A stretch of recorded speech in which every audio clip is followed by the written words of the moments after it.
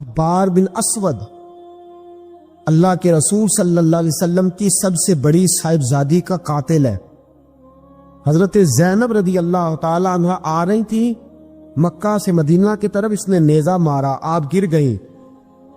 بطن اطہر میں اولاد تھی، بچہ ضائع ہو گیا، شدید بیمار رہنے کے بعد وصال کر گئی۔ فتح مکہ کے بعد حبار بن اسود چہرے پہ نقاب ڈال کے آیا، باپ کلیجے پہ ہاتھ رکھ کے بتائے نا بیٹی پیاری کتنی ہوتی ہے۔ باپ ذرا کلیجے پہ ہاتھ رکھ کے بتائے کہ بیٹیاں جگر کا چین ہوتی ہیں، بیٹیاں سکون ہوتی ہیں، بیٹی باپ کو کتنی پیاری ہوتی ہے۔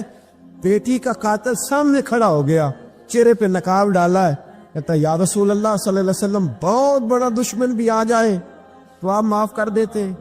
جاگ رہے ہیں آپ لوگ؟ فرمایا بہت بڑا دشمن بھی آ جائے تو معاف کر دیتے ہیں۔ حضور نے فرمایا حبار چہرے سے نقاب ہٹا، بیٹیاں بھولا نہیں کرتی، تو کلمہ پڑھ میں تجھے بھی معاف کرنے کو تیار۔ فرمایا ہٹا چہرے سے نقاب، کبھی بیٹیاں بھی کسی کو بھولی ہے لیکن تو کلمہ پڑھ صحیح، میں تجھے بھی معاف کرنے کو تیار ہوں۔ اگر اتنا بڑا قاتل معاف ہو سکتا ہے تو چچا کیوں نہیں معاف ہو سکتا؟ تائے کو معافی کیوں نہیں مل سکتی؟ ماما جی کو معافی کیوں نہیں مل سکتی؟ سسر کے ساتھ سلوک کیوں نہیں ہو سکتا؟ آپ اپنے برادر نسبتی کے ساتھ محبت کیوں نہیں کر سکتے؟ کیوں ان ساری محبتوں کو فروغ دیا کیوں نہیں جا سکتا؟ اگر قاتل کے ساتھ، ظالم کے ساتھ صلح ہو سکتی ہے، اگر ابو جہل کا بیٹا اکربا کلمہ پڑھنے آئے اور میرے رسول منبر پہ کھڑے ہو کے استقبال فرمائیں اور صحابہ کہیں یا رسول اللہ وہ تو کافر اور دشمن کا بیٹا ہے، فرمایا پہلے دشمن کا بیٹا تھا، آج تو مومن بن کے کلمہ پڑھنے آیا۔ وہ پہلے کی بات ہے، استقبال کیا جا رہا ہے۔ عزیز دوستو، تیسری بات یہ ہے کہ معاف کریں، اور چوتھی بات یہ ہے جب کوئی معافی مانگنے آ جائے نا پھر اس کو معاف بھی کر دے۔ جڑے گا معاملہ تب بھی، معافی دیں بھی اور معاف جی بڑا مشکل معاملہ ہے۔ لڑائی ہو گئی، جھگڑا ہو گیا، اچھا پہلے کئی دفعہ سلام لے لیتے ہیں، ہمارا ماحول بڑا جی پہلے سلام دعا ہو جاتی ہے، لیکن بیٹے کی شادی کا کارڈ بھیج دیا تو کارڈ واپس کر دیا، میں نے منگنی کو نہیں سدیا تو میں نہیں آؤں گا۔ واہ جی واہ، بھائی منگنی پہ آپ کا آنا کچھ ضروری تھوڑا تھا، جب گھر والے کا دل کرے بلائے۔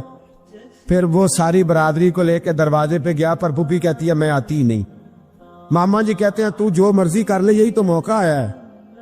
حدیث سناؤں، اتنے سخت لفظ، اتنے سخت، رحمت للعالمین رسول اتنے ناراض نظر آتے ہیں۔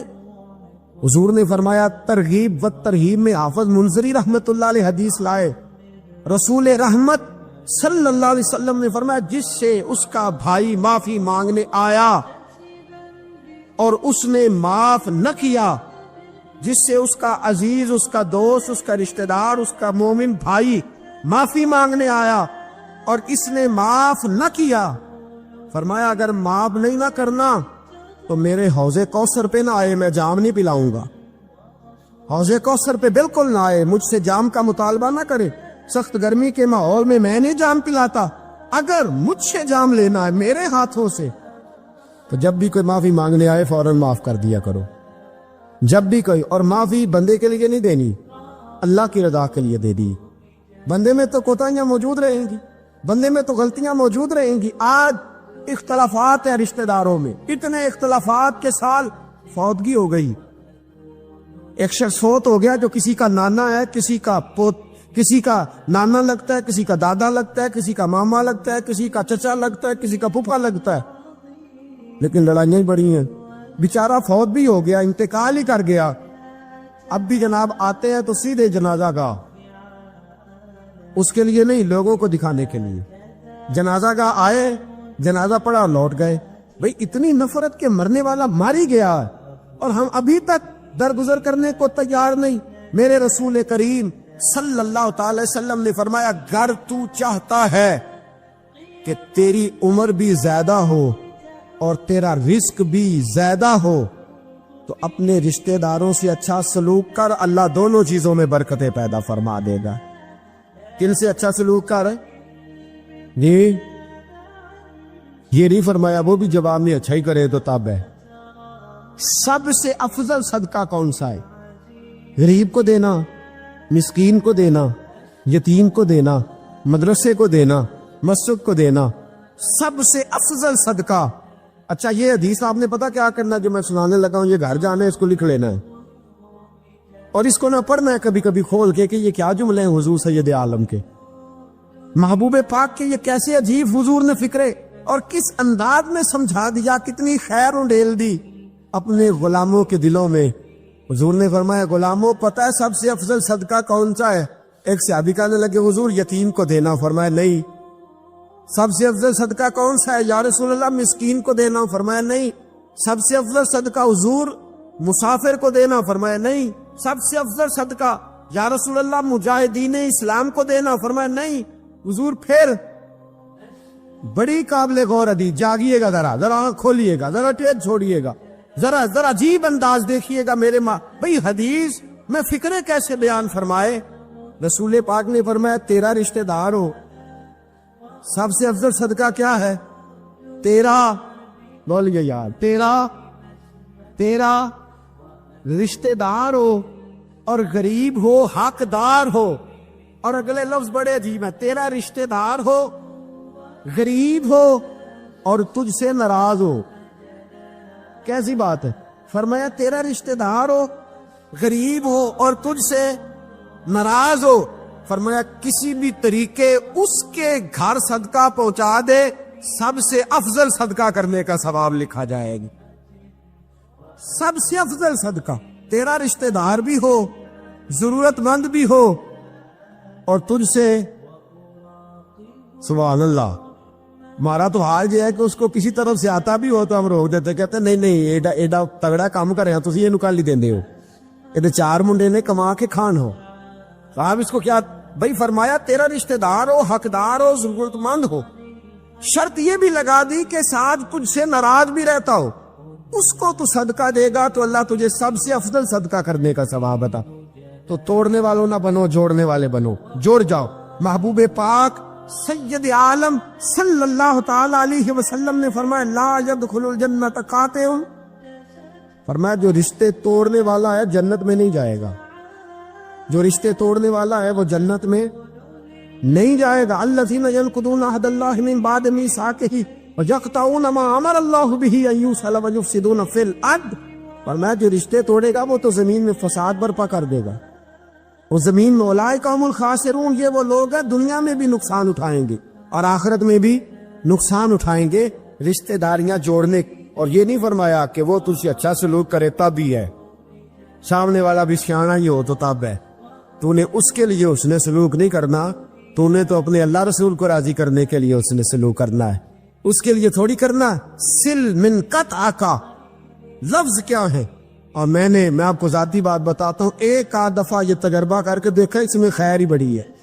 فرمایا سل من قطع کا، حضور نے فرمایا اس کے ساتھ جوڑ جو تیرے ساتھ توڑتا ہے، اس کے ساتھ جوڑ جو تیرے ساتھ توڑتا ہے نا، نفرت کرتا اس سے پیار کر، اور جو تجھے اذیت دیتا اس کی خدمت کر، اور جو تیرے ساتھ زیادتی کرتا ہے تو اس سے محبت کر۔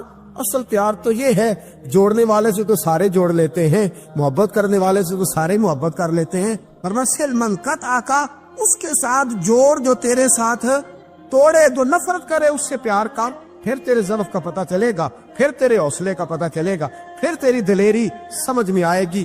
تو دوستو جوڑنے والے بن جائیں، پیار کرنے والے بن جائیں، نفرتیں نہیں محبتوں کو فروغ دیں۔ اگر یہی کام ہوتا، میں کہا کرتا ہوں اگر دولت بڑی پیاری ہوتی نا تو سب سے زیادہ سیدہ فاطمہ کے گھر رہتی۔ اگر یہ کوئی بہت اعلیٰ چیز ہوتی تو یہ تو وہ والا گھرانہ ہے کہ 3 دن چولہا نہیں جلا، اور کنز المال میں وہ لفظ موجود ہے کہ حضرت ابو ہریرہ فرماتے ہیں کہ اونٹ کے بالوں کی بنی ہوئی چادر سیدہ فاطمہ نے اوڑھی ہوئی تھی، اونٹ کے بالوں کی بنی ہوئی چادر، اور وہ چکی پیس رہی تھی، چکی چلا رہی۔ کہتے حضور نے دیکھا تو نبی پاک کی آنکھوں میں آنسو ضرور آئے، اور پتہ محبوب نے کیا فرمایا؟ یہ کنز المال میں موجود ہے۔ محبوب فرمانے لگے شہزادی دنیا میں تھوڑی سی تکلیف برداشت کرو، آخرت کی ساری عزتیں اللہ تمہیں ہی عطا فرما۔ سبحان اللہ۔ یہ تھوڑی دشواری ہے۔ یہاں ہر بندے کی بیٹی دکھی نہیں، جس کو بھی پوچھ لیں دکھی ہے، جس سے بھی پوچھ لیں حضرت جی دعا کرنا، پیر صاحب دعا کرنا، مفتی صاحب دعا کرنا، بزرگوں دعا کرنا۔ کیوں جی؟ بیٹی بڑی تکلیف میں۔ کیوں جی؟ کہتے سسرال والے کام بڑا کراتے ہیں، چکی پیستی ہے، لیپا پوتی کرتی ہے، اس کے ہاتھوں میں چھالے پڑ جاتے ہیں۔ ایسا ہوتا ہے کہ ستو کبھی آ جائے تو پھر سارا دن ان ستوؤں پہ ہی گزر جائے۔ کبھی ایسا ہوتا ہے کہ 3 دن روزے رکھے جائیں اور ایک کھجور اور ایک پانی ملے افطار سحر کے وقت۔ یوں بھی کبھی وقت گزارا ہے۔ اور میرے عزیزوں یاد رکھنا، ہم نے جو مزاج اختیار کر لیا ہے نا اس وقت، یہ جو پوری دنیا میں گاڑیاں بھاگ رہی ہیں، ملک سے باہر لوگ جا رہے ہیں، دولتیں جمع ہو رہی ہیں، یہ ضروریات کا رٹا نہیں، یہ ضروریات نہیں، یہ خواہشات ہے۔ ضروریات تو پوری ہو رہی تھی، لیکن وہ جو خواہشات کی تکمیل تھی، وہ جو پڑوسیوں کی بڑی کار ہمیں پریشان کر رہی تھی، وہ جو گھر کے سامنے ایک پلاٹ تھا اور دل کر رہا تھا حویلی نہ بنا لوں، وہ جو ٹینشنیں تھی، انہوں نے بہت بھگایا، لوگوں تھکا دیا۔ نظریاتی زندگی، اور نظریاتی زندگی میں کچھ کرنے کا عہد، کچھ ارادہ کیا جائے کچھ کام کرنے کا۔ دیکھو سارے لوگ ساری ڈیوٹیاں تو نہیں کر سکتے، میں یہ مائک اپریٹ نہیں کر سکتا، تو پھر میرا خیال ہے مجھے اس بندے کی بھی قدر کرنی چاہیے جو اسے چلا سکتا ہے۔ جو کام میں گاڑی میں سفر کرتا رہتا ہوں، وہ کہاں گھوم آتے ہیں، تو میں تو سو جاتا ہوں کئی دفعہ گاڑی میں، لیکن ڈرائیور کو لوگ ڈرائیور کہہ کے پکارتے ہیں، حالانکہ تو سویا ہوا تھا، وہ تو جاگ رہا تھا۔ اس کی اہمیت کو سمجھنا چاہیے۔ ہم نہ زندگی میں کوئی بھی کام کریں، ایک تو کام کریں، اور جو ایک کرے زندگی میں، لیکن ذرا سونا کر کے کرے، کوئی ایک مقصد بنا لیں، کوئی ایک مقصد ہو، کوئی ارادہ ہو، کوئی پروگرام ہو۔ نہ سمجھ آئے تو بخاری میں حدیث موجود ہے، ایک بوڑھی اماں حضور کی مسجد میں جھاڑو دیتی تھی، اور چلو کچھ کرتی تو تھی نا یار، اور دیکھو سعادت جھاڑو وہاں دیتی ہے جہاں 70,000 فرشتے سویرے آتے ہیں، 70 شام آتے ہیں۔ سبحان اللہ، سبحان۔ حضور کی مسجد شریف میں جھاڑو دیتی ہے خاتون۔ ہمارے ہاں تو خیر امام خطیب کی بھی کوئی قدر نہیں ہوتی، کوئی نہیں ہوتی۔ امام کبھی کو مشورہ دے لے تو کہتے ہیں سلامہ زیادہ دیندہ ہے، مولوی نواں لے آؤ، مشورے زیادہ دیتا ہے، اس کو چینج کرو۔ اور مسجد کے خادم کی کوئی حیثیت، لیکن جو مسجد میں جھاڑو دینے کی فضیلت ہے نا، حضرت بابا فرید صاحب سے جب کو بندہ کہتا تھا نا دل بڑا پریشان ہے، تو بابا صاحب کہتے تھے مسجد میں جھاڑو دیا کر، اللہ سکون عطا کرے گا۔ مسجد میں جھاڑو دیا کر، اٹھ نہ فریدا ستیا تے خلقت ویکھن جا، تے متے کوئی مل جائی بخشیا تے چل تم ہی بخشیا جا۔ اٹھ نہ فریدا ستیا تے جھاڑو دے مسیت، اوے تو ستا ہے تے رب تے جاگدا ہے، تیری ڈاڈے نال پریت۔ اٹھنا پوچھ کر۔ وہ خاتون چلو کوئی کام تو کرتی تھی نا، دیکھو نا گلی سے گزرتے ہیں لوگ، ابا کھڈا ہے، سب کا موٹر سائیکل گاڑی سب تنگ ہوتے، جو بندہ ابھی گزر رہا ہے نا روڈ پہ وہ تبصرہ کر رہا ہے کہ دیکھو بلدیہ والے صحیح نہیں کرا۔ تبصرہ جو سارے کرتے ہیں، ایک کئی تھے ایک دابڑا، 2 بندے درکار ہیں، راستہ ٹھیک ہو جاتا ہے، پر اتنی محنت کرنے کو کوئی تیار ہے، کیونکہ ہمارے ملک میں جو شے سب سے عام ہے وہ تبصرہ ہے۔ تبصرہ کرو صبح شام جتنا ممکن ہے، تبصرے کرو، ڈیوٹی یہی ہے ہماری۔ وہ خاتون مسجد شریف میں جھاڑو دیتی تھی، کوئی زندگی کا مقصد تو بنایا، کوئی نظریہ تو ہے۔ صحابہ نماز پڑھ کے چلے جاتے، خاتون جھاڑو لیتی، حضور کی مسجد شریف میں جھاڑو دیتی، بیمار ہو گئی، قربان جائے، حضور تیمارداری کے لیے تشریف لے گئے، رات کو انتقال ہو گیا، ٹھنڈ کا موسم تھا، حضور کا حکم ہے جلدی تدفین کر دو، صحابہ نے تکلیف دینا مناسب نہ جانا، اس خاتون کی تدفین کر دی۔ سارا کچھ جاننے والے رسول جو فرش پہ کھڑے ہو کے عرش کی خبریں دے، وہ تشریف لائے اور آ کر کے پوچھا خبر کیوں نہیں دی مجھے؟ اس بوڑھی کے جنازے کی کوئی کام تو کرتی تھی نا، کوئی ڈیوٹی تو تھی نا، خبر کیوں نہیں دی؟ ویسے تو وارث جنازہ پڑھ دے تو دوسرا جنازہ جائز نہیں ہو، وارثوں نے نہ پڑھا ہو تو دوسرا جنازہ پڑھا جا سکتا ہے، حضور تو خود وارث ہے نا ساری امت کے. ہائے ہائے بے شک. تو رسول کریم قبر پہ کھڑے ہو کے فرمانے لگے صفے بناؤ میں دوبارہ جنازہ پڑھاؤں گا. سبحان اللہ. میں دوبارہ جنازہ پڑھاؤں گا. کیوں؟ زندگی میں کوئی خدمات تو ہے نا, کوئی ڈیوٹی تو ہے نا. پہلے تو ہم کچھ کرتے نہیں, اور اگر کرتے بھی ہیں تو صرف دوسروں کا دھیان ہی رکھتے ہیں. دوسروں پر توجہ ہوتی ہے کہ فلانا فلانا. بھئی آپ اپنا کام کریں, کچھ زندگی میں کر گزرے, کوئی ڈیوٹی کریں. اگر زندگی نظریاتی ہوگی, دیکھو ڈھیر سارے لوگ ہوتے ہیں, نام میرا شاید آئے گا کہ مدرسہ انہوں نے بنایا ہے, مسجد انہوں نے بنائی, میرا ہی نام آئے گا اگر کہیں میں بناؤں گا. لیکن زمین دینے والے کا بھی ایک کردار ہوتا ہے, اس میں نقشہ نویس کا بھی ایک کردار ہوتا ہے, اس میں ایک اینٹ خرچ کرنے والے کا بھی کردار ہوتا ہے. پھر وہ کام ختم نہیں ہوتا. سریا, وہ لینٹر ڈالنے والے جو ہوتے ہیں ان میں جو سریا باندھنے والا ہے وہ بھی ایک قیمتی کردار رکھتا ہے. پھر کہتے ہیں الیکٹریشین کو بھی بلاؤ. پھر یہاں بھی کام ختم نہیں ہوتا. پھر اور اس کے گرد ڈھیر سارے لوازمات ہیں. جو بندہ جو کردار ادا کر, عالم اگر کتاب لکھ بھی دے تو ہو سکتا ہے کتابت نہ کر سکے, اور اگر کاتب بھی ہو تو ہو سکتا ہے اسے پبلش نہ کر سکے. تو یہ کچھ نہ کچھ خدمات, کچھ نہ کچھ ڈیوٹیاں. حضرت مولا علی شیر خدا نے چھوٹی عمر میں کہا تھا یا رسول اللہ دین کی مدد بھی کروں گا, آپ کی حفاظت بھی کروں گا. 63 سال عمر پائی اور ہر میدان میں اگلی صبوں میں, ہر میدان میں اگلی صبوں میں, ہر میدان میں اگلی. حضور سے وعدہ کیا تھا یا رسول اللہ ڈیوٹی کریں گے, خدمت کریں گے. ہمارے ہاں یہاں تو منصوبہ بندی ہو رہی ہے. امام غزالی سے آ کے کسی نے کہا حضور کو بندہ مخلص ملتا ہی نہیں, یہ بھی غلط ہو گیا, وہ بھی غلط ہو گیا. تو امام صاحب فرمانے لگے چل تو ہی مخلص ہو جا, تیری شکل میں تو کچھ لوگوں کو مخلص بندہ مل جائے, کچھ کر تو صحیح نا, صرف تبصرے. حضرت مولا کائنات نے عمر مبارک ساری دین کی خدمت میں لگائی. تو جب 63 سال کی عمر میں خنجر لگانا, تو لوگ تو کہتے ہیں نا میرے پتر کا دھیان رکھنا اور میرے بچوں کا خیال کرنا اور فلانی ڈیوٹی کرنا. تو جب خنجر لگا تو حضرت علی کیا کہہ رہے تھے؟ فرما رہے تھے مجھے کعبے کی رب کی قسم علی تو کامیاب ہو گیا ہے. یہ دیکھو پانی پرن سہیلیاں تے رنگا رنگ کھڑے تے پریا تے اس تا جانی ہے نا جس تا توڑ چڑھے. فرمایا دیکھو میں نے کوئی ارادہ کیا تھا, آج میں کامیاب ہوا. تو نظریاتی زندگی ہوتی ہے نا, نظریاتی. پھر بندہ تھوڑی سی تکلیف بھی سہ لیتا ہے. کوئی کام کر رہا ہے نا بندہ, صحیح بخاری میں حدیث ہے, ایک خاتون نے آ کے عرض کیا تھا یا رسول اللہ صلی اللہ علیہ وسلم مجھے مرگی کا مرض ہے. بڑی تکلیف میں. وہ اللہ کے محبوب علیہ السلام سب کے لیے دعا کرتے, بلکہ حضور تو دستے شفا پھیرتے تو اللہ کرم فرما دیتا. لیکن نبی پاک صلی اللہ علیہ وسلم کی خدمت میں عرض کی یا رسول اللہ صلی اللہ علیہ وسلم مرگی ہے. تو آج حضور نے انوکھی بات کی. وہ پیچھے صاحب بشیر صاحب تشریف لائے, آگے تشریف لے آئے. نبی پاک صلی اللہ علیہ وسلم نے نا جی آج نظریہ سمجھایا. توجہ ہے آپ دوستوں کی میری بات پر. حضور فرمانے لگے اگر تو کہے تو میں دعا کرتا ہوں اللہ شفا دے دے گا, اور اگر تو کرے صبر. مانا کیا ہے؟ مرگی کے ساتھ ہی گزارا کرے. اگر کرے صبر تو پھر میرا وعدہ ہے رب جنت عطا کرے گا. ویسے ہم پیر صاحب کے پاس, سید صاحب کے پاس, بزرگوں کے پاس جائیں, پیر صاحب ہمیں کہیں کہ گوڑا ٹھیک کرانا ہے, درد کے یا جنت چاہیے, ساڑا کی جواب ہے اے گوڑے دا کچھ کرو نا جی, اس فون نہیں دینا, یہی جواب ہے نا. لیکن نظریاتی لوگ نظریاتی ہوتے ہیں.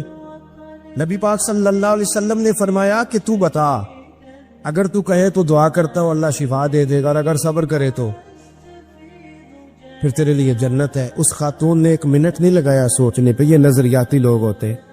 عرض کی یا رسول اللہ آپ دعا کر دے رب مجھے جنت ہی عطا کرے. سبحان اللہ. کیا مطلب کہ میں گزارا کر لوں گی مرگی کے ساتھ, صبر کروں, مجھے اللہ جنت دے. حضور نے دعا کر دی. خاتون عرض کرنے لگی حضور جب مرگی ہوتی ہے تو جسم سے کپڑا ہٹ جاتا ہے, حیا آتی ہے, خاتون ہو عورت ہو, تکلیف محسوس کرتی ہو. محبوب نے دعا کر دی.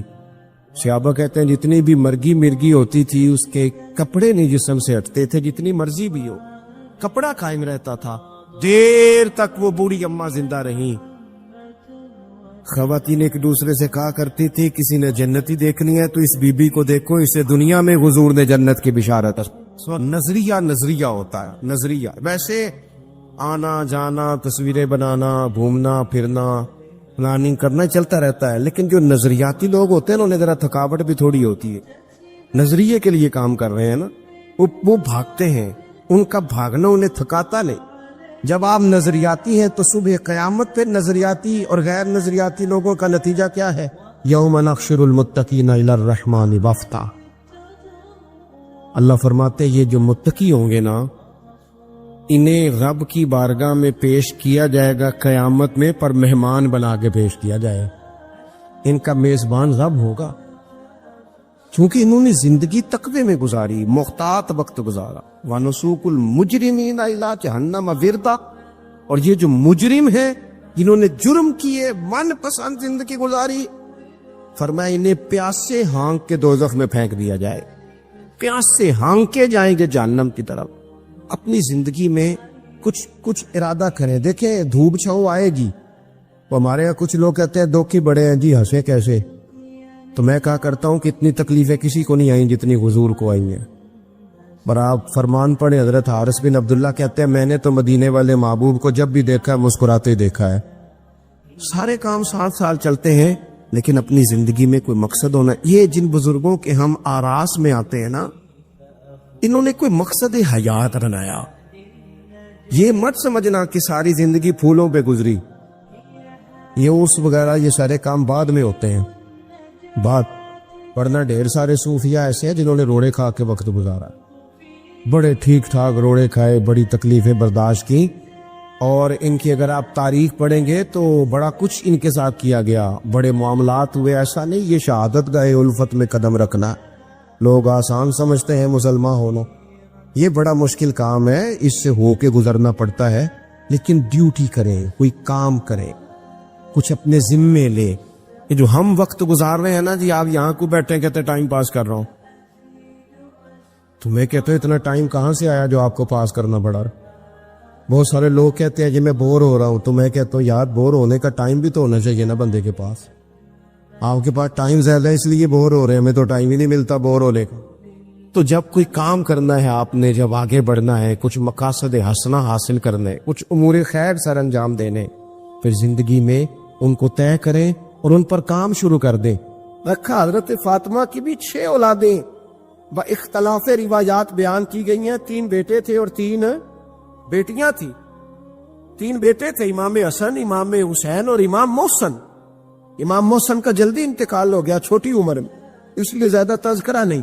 باقی 2 شہزادیاں بھی ذرا جلدی رخصت ہو گئی، جناب زینب موجود رہیں، کربلا تک گئی، اس لیے ان کا تذکرہ زیادہ کتابوں میں ملتا ہے۔ حضرت فاطمہ سب سے چھوٹی تھی، نبی پاک کے ساتھ وقت گزارا، قرآن مجید نے اس گھر کی محبت ہم پر فرض قرار دے دی۔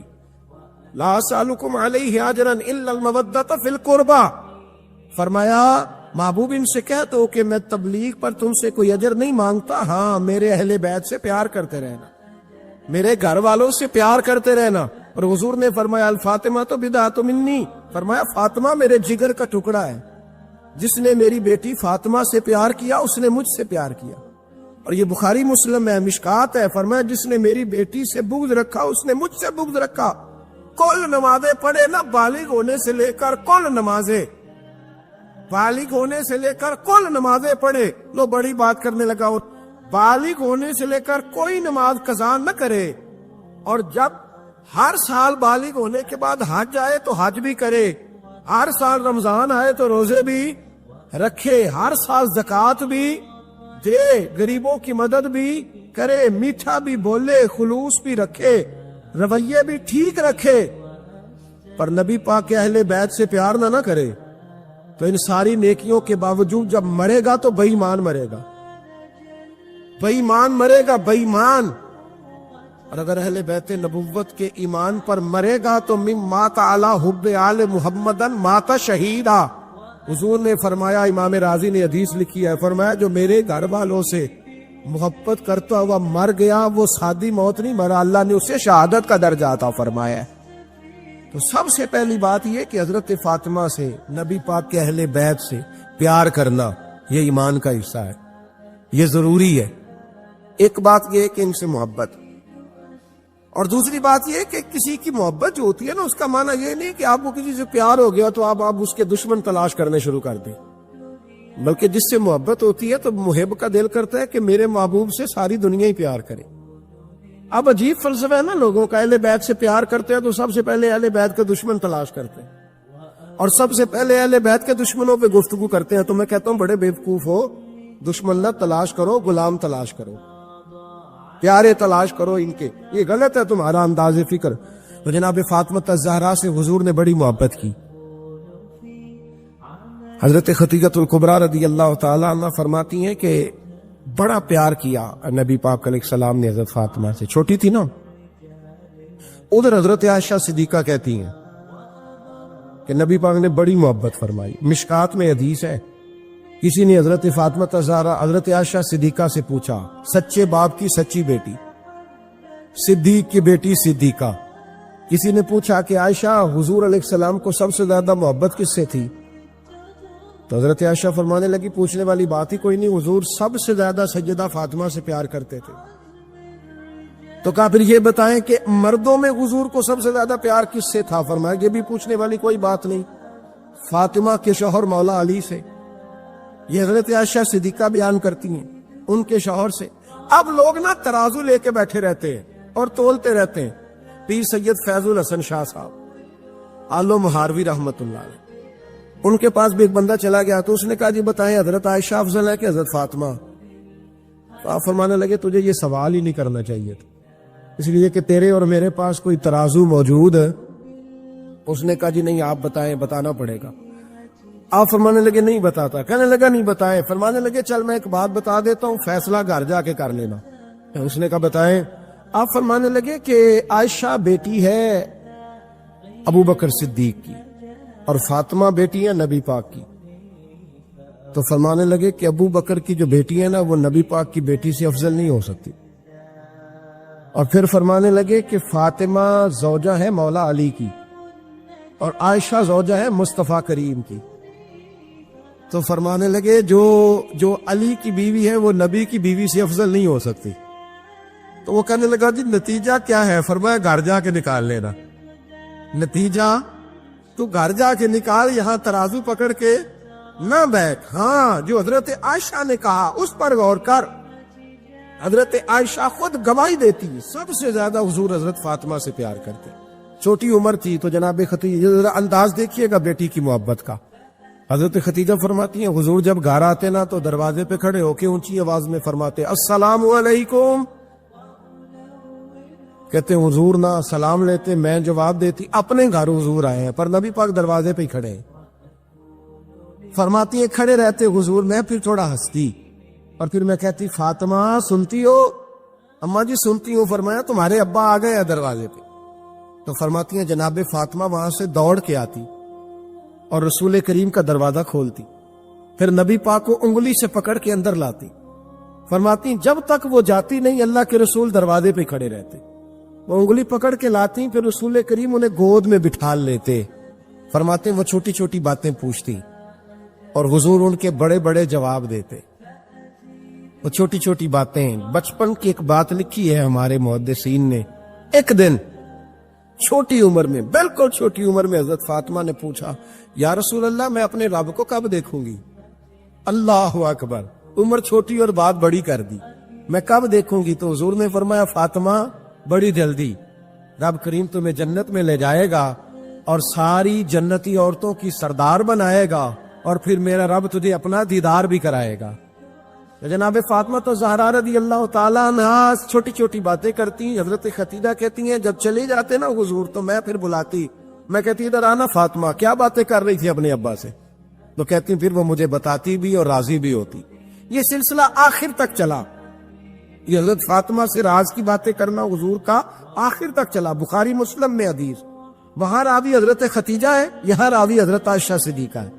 جناب عائشہ صدیقہ کہتی ہیں حضور کے وصال ظاہری سے کچھ دن پہلے خود نبی کریم علیہ السلام نے حضرت فاطمہ الزہرا کو بلایا اور جب وہ آئیں تو کہتی ہیں ان کو میں نے آتے دیکھا تو میں نے پھر حضور کو ان کے استقبال کے لیے کھڑے ہوتے بھی دیکھا.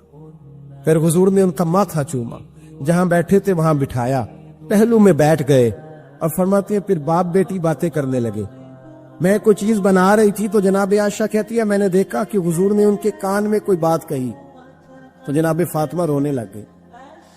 پھر حضور نے کان میں کچھ کہا تو وہ مسکرانے لگی. کہتی ہے حضور وہ بات کر کے تشریف لے گئے, فاطمہ ابھی بیٹھی تھی, میں آئی, میں نے آ کے کہا کہ فاطمہ بتاؤ نبی کریم علیہ الصلوۃ والسلام نے آپ سے کیا کہا, کبھی ہنستی تھی کبھی روتی تھی, تو فرمایا حضور نے منع کیا ہے, یہ میرا اور میرے نبی کا راز ہے, میں حضور کی حیات ظاہرہ میں یہ بات کسی کو بتا نہیں سکتی. فرماتی ہے کہ فاطمہ سے تو میں نے پوچھ لیا پر حضور سے پوچھنے کی تو ضرورت ہی نہیں دی نا, لیکن وہ راز کی بات تھی. کچھ دن گزرے تو حضور بیمار ہو گئے, پھر کچھ دن گزرے تو حضور کا وصال ہو گیا. فرماتے کچھ عرصے کے بعد میں سیدہ فاطمہ الزہرا سے ملی تو میں نے کہا فاطمہ وہ بید کھول تو دے, آج تو کھول دے وہ راز کیا تھا. آپ کو بلایا گیا, پھر آپ آئیں, پھر حضور نے بات کی, پھر نبی کریم علیہ السلام کے بات کرنے پر کبھی آپ روئی کبھی آپ ہنسی, تو یہ کیا تھا. تو کہتی ہے جناب فاطمہ پھر رونے لگی, کہنے لگی ہاں اماں جی اب میں پردہ کھول دیتی ہوں, اب میں راز بتا دیتی ہوں. حضور کا وصال ظاہری ہو گیا. فرمانے لگی مجھے حضور نے بلایا اور میرے کان میں فرمانے لگے فاطمہ وقت تھوڑا رہ گیا ہے, اب تیرے والد نے جانے کا پروگرام بنا لیا, اب نہ ٹائم آ گیا ہے بچھڑنے کا. فرماتی ہیں جب میں نے یہ بات سنی تو میں رو پڑی, حضور آپ بچھڑ جائیں گے. کتنی میں روئی, ذرا حدیث کے جملوں پہ غور کرنا. ماتی تھوڑی دیر گزری تو حضور نے میرے کان میں کہا فاطمہ پتر رو نہ, بیٹے رو نہ, میرے جانے کے بعد جو سب سے پہلے میرے پیچھے آ کے مجھے ملے گی نا بیٹی وہ تو ہی ہوگی. اللہ کرے میں سمجھا سکوں آپ کو بات. جب کہا نا کہ میں وصال کروں گا تو رو پڑی, اور جب کہا نا میرے بعد تیرا بھی جلدی وصال ہو جائے گا تو حضرت فاطمہ نے ہنسنا شروع کر دیا. کیا پیار ہے میرے محبوب علیہ الصلوۃ والسلام کے ساتھ جناب فاطمہ کا. ان کے وصال کی خبر سنی تو رو پڑی اور اپنے کی سنی تو ہنس پڑی. اور پھر حضور نے کہا فاطمہ تجھے یہ بھی پتا ہے نا کہ اللہ تجھے جنتی عورتوں کا سردار بنائے گا, یہ بھی تجھے پتا ہے. تو جناب فاطمہ الزہرا کے ساتھ شروع سے لے کر آخر تک میرے رسول کریم علیہ السلام کی محبت رہی, پیار رہا. اور جناب فاطمہ کا جو حضور سے پیار تھا, ایک ہے باپ کا شفقت کرنا اور ایک ہے بیٹی کا پھر اپنے باپ سے. بولیے بیٹیاں جو ہوتی ہیں نا ان کا بھی رویہ کو انوکھا ہوتا ہے ساری دنیا سے, انوکھا. میں کبھی کبھی کچھ ایسی باتیں کرنے کو دل کر جاتا ہے کہ جو کر گزرتے ہیں. ایک صاحب مجھ سے ایک دن کہنے لگا حضرت صاحب بڑی مشکل میں ہوں اور اتنا کٹھن وقت آ گیا کہ کوئی حال ہی نہیں. میں نے ان سے کہا کہ اپنی اماں سے دعا کراؤ, مسئلہ ٹھیک ہو جائے گا. کہنے لگا اماں تو انتقال کر گئی. تو میں نے کہا بہن سے دعا کراؤ. کہنے لگا بہن دور رہتی ہے. تو میں نے کہا پھر بیٹی سے کرا لو. آپ یقین کریں اللہ کے گھر میں بیٹھا اور رمضان کا مہینہ مجھے تیسرے دن ملا. کہنے لگا حضرت صاحب الحمدللہ اللہ نے میری مشکل آسان کر دی. کہنے لگا یہ نسخہ آپ نے بڑا عجیب بتایا, پیر تو اس قسم کی باتیں نہیں نہ بتاتے. پیروں نے تو آپ کو پتا ہے دعائیں قید کر کے رکھتے ہیں, صرف ہماری قبول ہونی ہے. کہنے لگے ہم ان کا میرے ساتھ ارادت کا رشتہ ہے. کہنے لگے آپ کس طرح کے پیر ہیں کہ آپ نے مجھے پلٹ کے کہہ دیا کہ اماں سے, بہن سے, بیٹی سے. تو میں نے کہا اصل بات یہ ہے کہ میں کبھی تھکا بھی ہوتا ہوں, کبھی کسی رنگ میں بھی ہوتا ہوں, اور کئی دفعہ اب تو یہ حال ہو گیا ہے کہ رونا آئے بھی تو روتے نہیں کہ لوگ تماشا نہ سمجھیں. کئی دفعہ آنسو چھپانے بھی پڑتے ہیں کہ لوگ اس کو اداکاری اور فنکاری ہی نہ سمجھنے لگ جائے.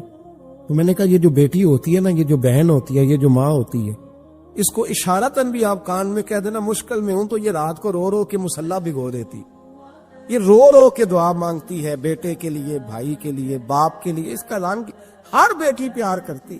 اور یقین کریں کہ کلیجہ ٹھنڈا ہو جاتا ہے جب بیٹیاں چھاتی پہ لیٹتی ہیں, تو لطف آتا ہے کہ اللہ کریم نے اس ننھی سی کلی میں کیا ٹھنڈک رکھی ہے کہ سارے دل کا جو ہے بوجھ اس نے ہلکا کر دیا. تو بتائیے پھر میرے نبی پاک کی شہزادی کی حضور سے محبت کتنی ہو.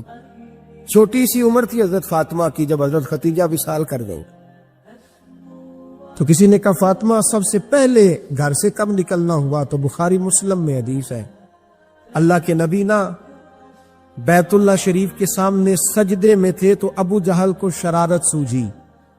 شرارت, اس نے کچھ لوگوں سے کہا، عقبہ بن نبی معیط تھا، کچھ اور لوگ تھے، کہنے لگا میں ابھی رستے سے گزرا ہوں تو وہاں کسی نے اونٹ ذبح کیا ہے، تو اونٹ کی اوجڑی، آپ نے اوجڑی دیکھی ہے نا، جانور کی اوجڑی بڑی وزنی ہوتی ہے، اس میں گندگی ہوتی، اونٹ کی اوجڑی بڑی وزنی ہوتی تھی، کہنے لگا وہاں اونٹ کی اوجڑی پڑی ہے، وہ دیکھو نبی پاک معاذ اللہ سجدے میں ہے، تو معاذ اللہ ثم معاذ اللہ وہ اونٹ کی اوجڑی اٹھاؤ حضور کی گردن پہ رکھ دو۔ تھوڑا سا مشکل سے جمعہ پڑھنا پڑ جائے نا، اور تھوڑا سا مشکل سے پڑھانا پڑ جائے تو ہم دین کے بہت بڑے خدمت گزار بن جاتے ہیں۔ یہ دیکھو سجدے کتنی مشکل سے ہو رہے ہیں، یہ دیکھو سجدے کتنی مشکل سے ہو رہے ہیں، کتنی مشکل سے حضور کے سر انور پر اوجڑی رکھ دی۔ یہ وہ وقت ہے کہ نہ تو چچا ابو طالب ہیں جو پہنچ جاتے، نہ جناب ختیجہ ہے جو بندوبست کرتی، تو کسی نے نہ جناب ختیجہ کے دروازے کے سامنے منہ کر کے کہا کہ محبوب کے گھر والوں حضور کے سر اقدس پر اوجڑی رکھ دی ہے کسی نے، اور حضور سر اقدس اٹھاتے ہیں تو تکلیف محسوس کرتے ہیں۔ جناب فاطمہ کہتی پہلا دیہڑا تھا جب میں چہرے پہ کپڑا ڈال کے نہ تو اپنے بابا کے لیے نکلی، فرماتی پہلا دن تھا، میں حرم کعبہ میں پہنچی، حضور کو سجدے میں دیکھا تو چھوٹے چھوٹے ہاتھوں سے میں نے اوجڑی نیچے گرائی، حضور بولے کچھ نہیں، نہ میں نے کوئی بات کی، میں نے حضور کی انگلی کو تھاما اور میں کنویں پہ لے آئی، حضور بھی نہیں بولے، جناب سیدہ فرماتی میں میری بولی، حضور بیٹھ گئے اور میں کنویں سے پانی نکالنے لگی، میں حضور کی زلفیں دھوتی جاتی اور حضور روتے جاتے، زلفیں دھوتی جاتی اور حضور روتے جاتے۔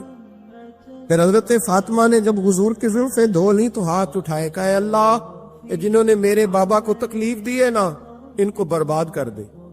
میں رات روایت پڑھ رہا تھا مشکات سے تو میں حیران ہو رہا تھا کہ یہ عجیب منظر ہے، یہ عجیب منظر ہے کہ جب طائف والے پتھر مارے اور نبی کریم علیہ السلام سے حضرت زید بن حارثہ کہ حضور دعا کریں یہ تباہ ہو جائے، تو نبی پاک کہ نہیں زید میں نے نہیں ان کے لیے تباہی کی دعا کرنی، یہ نہیں ٹھیک ہوتے تو ہو سکتا ہے ان کی نسلیں ٹھیک ہو جائیں۔ اور جب احد میں وہ لوگ پتھر مار کے دانت شہید کر دیں، حضرت ابوبکر صدیق جیسی ٹھنڈی طبیعت کا آدمی عرض کرے حضور دعا کرے یہ تباہ ہو جائے، تو حضور نے فرمایا اللہم اہد قومی فإنہم لا یعلمون، یا اللہ میری قوم کو ہدایت دے، یہ جانتے نہیں یہ کیا کر رہے ہیں۔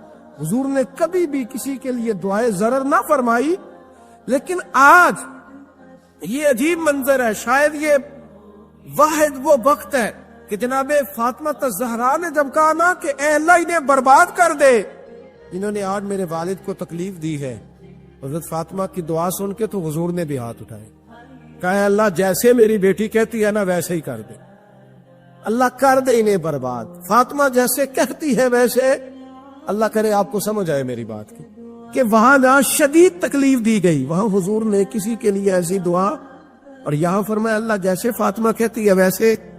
اللہ اکبر۔ حضرت عبداللہ ابن مسعود کہتے ہیں کہ وہ دعا بھی میں نے سنی، اور پھر میں نے ان سب لوگوں کو جن کے لیے جناب سیدہ نے دعا کی تھی ان سب کو پھر میں نے بدر میں کٹتے ہوئے بھی دیکھا، میں نے ان کی لاشوں پر گھوڑے چلتے ہوئے بھی دیکھے، پھر میں نے دیکھا کہ صحابہ انہیں گھسیٹ کر کنووں میں ڈال رہے تھے، میں غور سے دیکھ رہا تھا اور ان کے چہرے پہچان رہا تھا، تو مجھ سے کسی نے کہا عبداللہ تم کیا غور کر رہے ہو؟ تو میں نے کہا میں غور کر رہا ہوں یہ وہی ہیں سارے جن کے لیے سیدہ فاطمہ نے دعا کی تھی کہ یہ برباد ہو جائے، یہ وہی ہے میرے رسول کریم علیہ السلام کی ہر تکلیف کو جناب فاطمہ نے اپنی تکلیف سمجھا، ہر تکلیف کو۔ جب انسان کے دائیں بائیں کچھ لوگ ہوتے ہیں نا اس کے دکھ بھی سمجھنے والے، سکھ سمجھنے والے لوگوں کی تعداد لمبی چوڑی ہوتی ہے۔ ہمارے زمانے میں ہمارے ہر آدمی کے ساتھ ذاتی مطالبات ہیں، ذاتی، تو جب تک وہ میرا مطالبہ پورا کرتا رہتا ہے میرا اس سے پیار رہتا ہے، اور جب وہ میری خواہشات پوری کرنی چھوڑ دیتا ہے پھر میرا اس سے کوئی رشتہ نہیں رہتا۔ میرے عزیز حضرت فاطمہ الزہرا کا کمال یہ ہے کہ انہوں نے میرے محبوب کا دکھوں میں ساتھ دیا، حضور کی تکلیف پر وہ تکلیف میں آتی، پریشان ہوتی۔ یہاں سے بات چلی 4-5 سال عمر مبارک تھی، حضرت فاطمہ کی کل عمر 29 سال ہوئی ہے، 15 سال یا کچھ زیادہ آپ کی عمر تھی جب حضور نے بیاہ کر دیا تھا۔ ہم لوگ سمجھتے ہیں کہ شاید اب آپ 30 سال کے بچے کو کھڑا کر کے کہیں کہ دین کی کوئی بات کر، کوئی تکلیف برداشت کر، تو کہتے ہوں میں تو ابھی بچہ ہوں۔ یعنی 29 سال کی عمر ہوئی ان کی. چلیں جس نے زیادہ لکھی ہے اس نے 32-33 لکھ دی ہوگی, 40 تک کوئی بندہ نہیں گیا. لیکن میں جس روایت پر زیادہ اعتماد کرتا ہوں, ان راویوں نے 29 سال عمر حضرت فاطمہ کی اور ڈھیر سارے محدثین نے لکھی. یارو حیرانگی کی بات ہے نا, اس 29 سال کی عمر میں انہوں نے حضور کا بھی کھول کے ساتھ دیا, مولا علی کا گھر بھی پورا آباد کیا, اپنے شہزادوں کی تربیت کر کے میدان کربلا بھی سارا سجا دیا, دنیا کا انقلاب برپا کر دیا 29 سال کی عمر میں. کام کرنا ہو تو سال تھوڑے بھی بڑے ہوتے, اور نہ کرنا ہو تو پھر تو 80 سال کے بچے بھی میں نے دیکھے ہیں. بزرگ مجھ سے ناراض نہ ہو جائے, اللہ مجھے بے ادبی سے بچائے, میں صحیح کہہ رہا ہوں.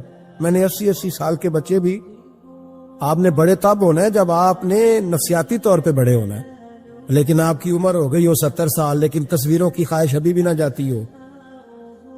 ابھی بھی پروگرام بنتا ہو کہ کوئی بندہ مل جائے تو بریانی کھانے جائے لاہور, ابھی بھی آپ اس سے نکلے نہ ہو اس کیفیت سے. ذوق شوق ابھی وہی ہو, اس کا مطلب یہ ہے کہ قد بڑا ہوا, عمر بڑی ہوئی, لیکن ذہنی اور نفسیاتی طور پر وہ پختگی نہیں آئی جس کی ضرورت تھی. ہمیں ذہنی طور پر پختہ ہونا چاہیے. میری بات پر توجہ کریں گے آپ حضرات اور غور کریں گے. نبی کریم علیہ السلام کی تکلیفوں میں انہوں نے ساتھ دیا. ایک تو یہ اوجری اتاری تو پھر یہ وقت بیتتا گیا. ایک حدیث کے راوی مولا علی شیر خدا ہے, امام زاہبی نے لکھی ہے. نبی پاک نے نا دین کے لیے بڑی مشقت کی, جدوجہد کی. حضرت فاطمہ چھوٹی عمر سے دیکھتی آ رہی تھی حضور کو کام کرتے. حضور کی عادت مبارکہ تھی جب سفر پہ تشریف لے جاتے تھے تو سب سے آخر میں سیدہ فاطمہ کے گھر جاتے, واپس آتے تو سب سے پہلے سیدہ فاطمہ کے گھر جاتے. مولا علی کہتے ایک دن میں نے عجیب نظارہ دیکھا. نبی کریم علیہ السلام سفر سے واپس آنے والے تھے. میں نے حضرت فاطمہ کو اطلاع دی کہ حضور آج پہنچ جائیں گے, تو انہوں نے گھر سارا صاف کیا, سجایا, سنوارا, کھانا پکایا. لیکن فرماتی ہیں جیسے ہی حضور اندر داخل ہوئے نا گھر کے, جناب فاطمہ نے حضور کا چہرہ دیکھا تو ہاتھ پکڑ کے چومنے لگی. اور کہتے ہیں جب انہوں نے سر اٹھایا تو ان کا چہرہ سارا آنسوؤں سے بھرا ہوا تھا. رسول کریم نے بیٹی کے سر پہ ہاتھ رکھا, بٹھا لیا. فرمایا فاطمہ بیٹے رونے والی تو بات کوئی نہیں تھی, کیوں رو پڑی ہو؟ تو عرض کرنے لگی محبوبہ میں بچپن سے دیکھ رہی ہوں, محنت کرتے, جدوجہد کرتے, مشقت کرتے. یا رسول اللہ آج آپ آئے ہیں تو آپ کے چہرے پر تھکاوٹ کے آثار ہیں, حضور وجود تھکا ہوا ہے.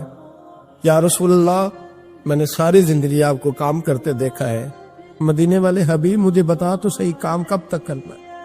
کو وقت آئے گا جب آپ کی کمر بھی بستر سے لگے, کو ٹائم آئے گا آپ گھر میں بیٹھیں, من پسند غذائیں کھائیں. حضور کب تک یہ جدوجہد کرنی ہے, کب تک یہ کام ہوگا؟ جناب فاطمہ فرماتی حضور نے میرے آنسو پہنچے. مولا کائنات شیر خدا فرماتے نبی کریم علیہ السلام فرمانے لگے فاطمہ تیرے باپ کی ڈیوٹیاں بڑی زیادہ ہیں, جب تک دنیا کے آخری کونے تک دین نہیں پہنچ جاتا, اور جب تک اینٹیں اور پتھر بھی میرے دین کا پیغام سن نہیں لیتے, اتنی دیر تک تیرا باپ جدوجہد کرتا ہی رہے گا. یہ بڑا مشکل کام ہے, یہ دین کا سفر, یہ دین کی جدوجہد, یہ دین کی تھکاوٹ. آپ اپنی مرضی نہیں کر پاتے, لوگ اپنی مرضی کے ساتھ جی نہیں پاتے جو اس رستے کے مسافر ہوتے ہیں. وہ دین کی پراپرٹی ہوتے ہیں, انہیں دین کے مطابق چلنا پڑتا ہے. تو جناب فاطمہ نے وہ سارے رنگ دیکھے رسول کریم علیہ السلام کی حیات مبارکہ کے. پھر یہ ساری کیفیت جب دیکھی نا کہ حضور اتنی محنت کرتے ہیں, تو پھر جناب فاطمہ کو میرے نبی کی امت سے پیار بڑا ہو گیا صلی اللہ.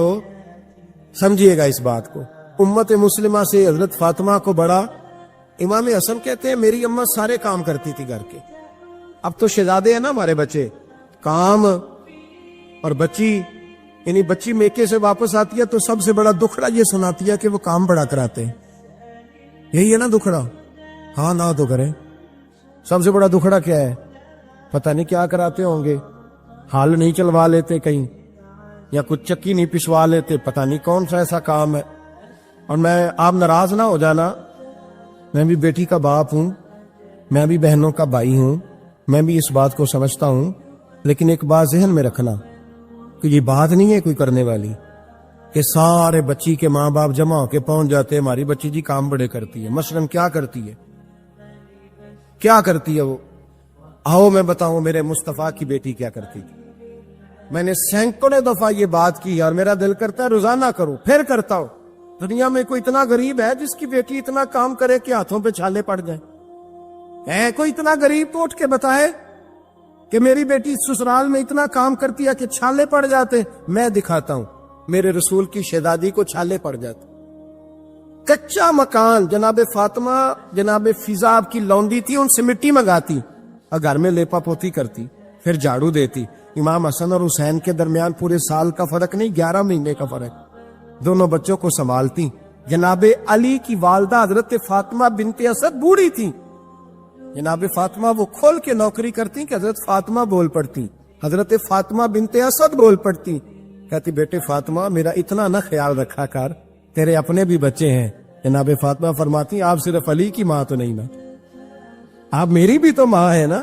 یہاں بیبیاں فلسفہ بیان کرتی ہیں، وہ کہتی ہیں جی کس حدیث میں آیا ہے ساس سسر کی خدمت فرض ہے؟ میں نے کہا کسی میں بھی نہیں آیا. ہم کیا کہہ رہے ہیں؟ کسی میں بھی نہیں آیا. لیکن یہ تو آیا ہے نا کہ شوہر راضی ہو تو اللہ راضی رہتا ہے. تو اگر شوہر ماں باپ کی خدمت سے راضی ہوتا ہے تو کرو خدمت، اس کو تو راضی کرنا ہے نا، اس پر تو توجہ دو. حضرت فاطمہ پھر چکی پیستی. چکی چکی یہ آسان جملہ نہیں کہہ جاتے، ہم سن لیتے. آپ چکی پیس کر، جو پیس کر اس کا آٹا بنانا، پھر بچوں کے لیے کھانا پکانا. پھر ایک دن کہنے لگے علی آپ کی آمدن تھوڑی ہے، خرچے زیادہ، چرخہ نہیں لا دیتے؟ فاطمہ کیا کرو گی؟ فرمایا تھوڑا سا سود بنا لیا کروں گی، تم بیچ آیا کرنا. چلو میں تھوڑا ہاتھ بٹاؤں گی. یہ ساری ڈیوٹیاں کر کے حضرت حسن بنواتے ہیں. پھر عزت والے رسول کی عزت والی بیٹی، پھر شانوں والے نبی کی شانوں والی بیٹی، پھر پاک محبوب کی پاک شہزادی. ساری ڈیوٹیاں کر کے رات کو مولا علی سے کہتی اگر آپ اجازت دیں تو اللہ کو راضی نہ کر لوں.